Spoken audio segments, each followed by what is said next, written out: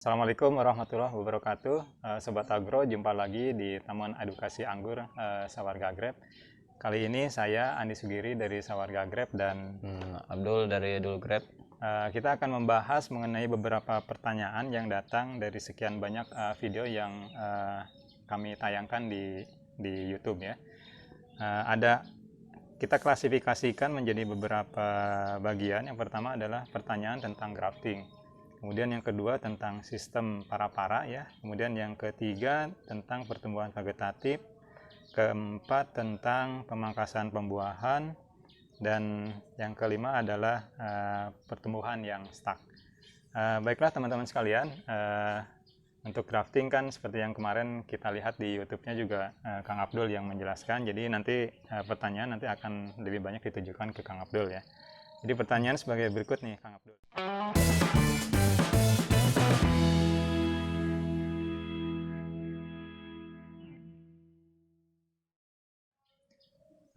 Yang pertama untuk varietas CB, apa benar sulit disambung dengan entres varietas lain? Gimana, Kang? Kalau masalah grafting, YB, RM atau Bella sebenarnya sama aja. Jadi tergantung dari kesehatan dari cutting itu juga dan entres itu juga. Hasilnya akan sama aja. Dan perlakuannya juga harus sama, harus baik. Oke. Dan saya juga kemarin juga cambung malah di dongkelan YB, hasilnya bagus, nggak ada masalah sih. Jadi prinsipnya betul seperti tadi yang disampaikan Kang Abdul, yang lebih ditekankan kepada kesehatan dari cuttingnya aja. Iya. Jadi bisa ya Kang ya? Bisa. Jadi bisa ya, prinsipnya bisa ya. Iya.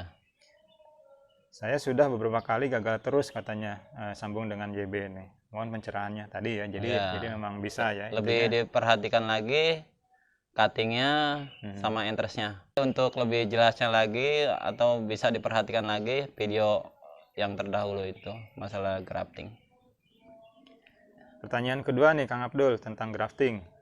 Kenapa ya hasil grafting saya gosong terus padahal sudah saya ikutin step-stepnya?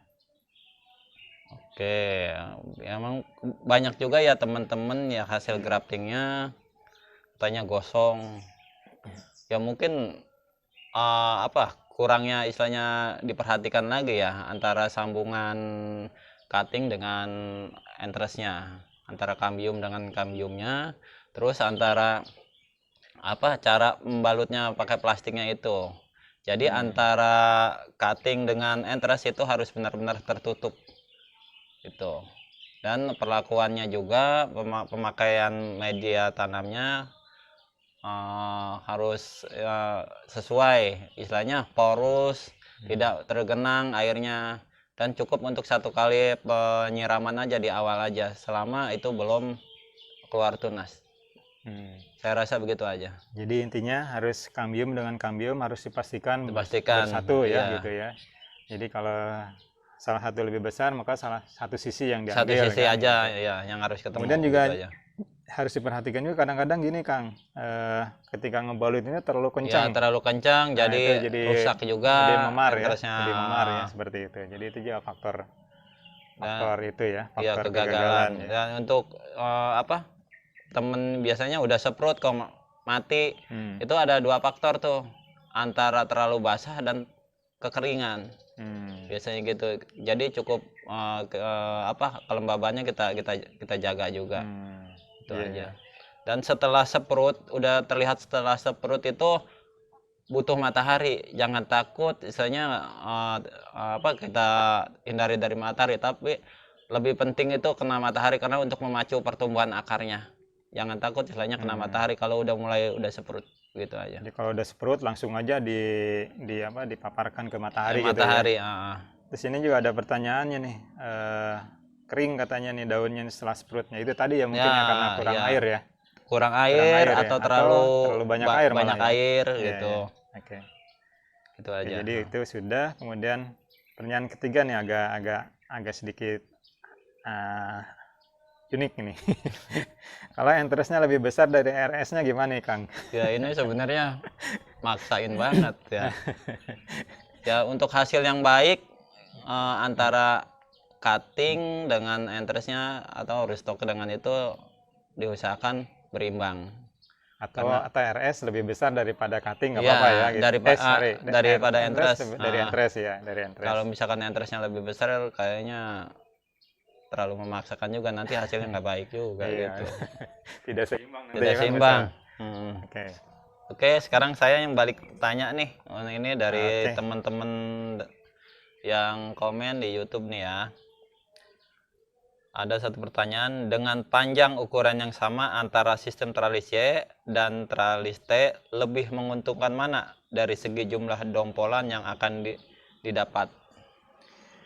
Ya sebetulnya gini sih prinsipnya, selama jumlah tersiernya sama, maka menurut saya antara tralis dengan para itu Iya. sama jumlahnya, karena nanti kan jumlah dompolan itu kan akan berada di batang Tersiernya. tersiernya seperti itu.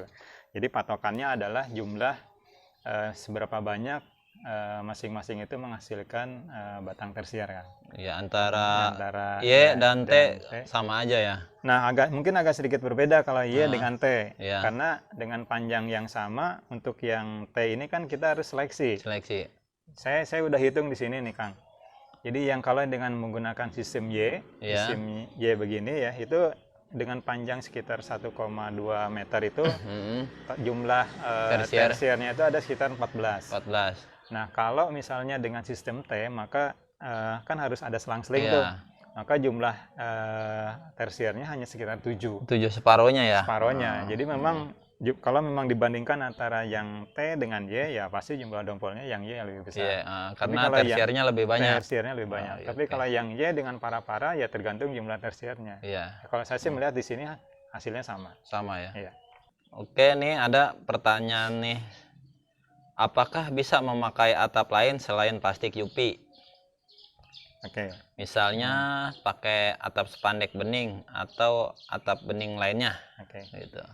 Ya sebenarnya pada prinsipnya bisa menggunakan yang plastik bening, yang spandek itu ya, spandek bening itu.